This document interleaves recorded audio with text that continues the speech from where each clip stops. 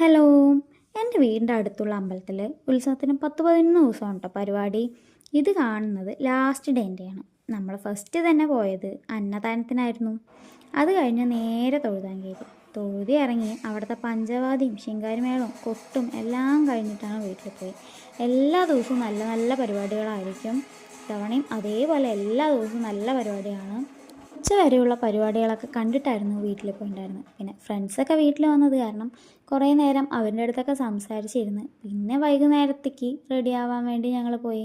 പിന്നെ നമ്മളുടെ വീട്ടിൽ ഫ്രണ്ട്സൊക്കെ വന്ന് എൻജോയ് ചെയ്യുക എന്ന് പറയുമ്പോൾ തന്നെ അടിപൊളിയായിട്ടുള്ള കാര്യമാണ്. കൂടെ വേലയ്ക്കൊക്കെ പോകാൻ പറ്റുക എന്ന് പറയുമ്പോൾ സൂപ്പറായിട്ടുള്ള കാര്യമല്ലേ. ഞങ്ങൾ പിന്നെ ഒപ്പം എല്ലാവരും കൂടി റെഡിയായി വൈകുന്നേരത്തിൻ്റെ കാര്യം നോക്കാൻ തുടങ്ങി.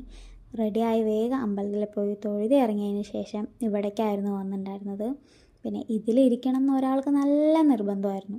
പിന്നെ ഞങ്ങൾക്കിത് വലിയ പുതിയതായിട്ടുള്ള കാര്യമൊന്നും അല്ല, ഇതെല്ലാ വർഷവും ഉണ്ടാവാറുള്ളതാണ്. അപ്പോൾ ഇതിലൊക്കെ കയറി ഇരുന്നതിന് ശേഷം ഓരോരോ പരിപാടികളായിട്ട് കാണാൻ പോയി.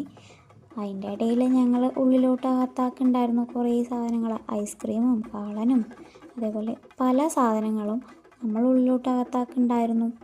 പിന്നെ എല്ലാ പരിപാടികളും കണ്ടതിന് ശേഷം നേരെ അമ്പലത്തിൻ്റെ ഫ്രണ്ടിൽ പോയിരുന്നു.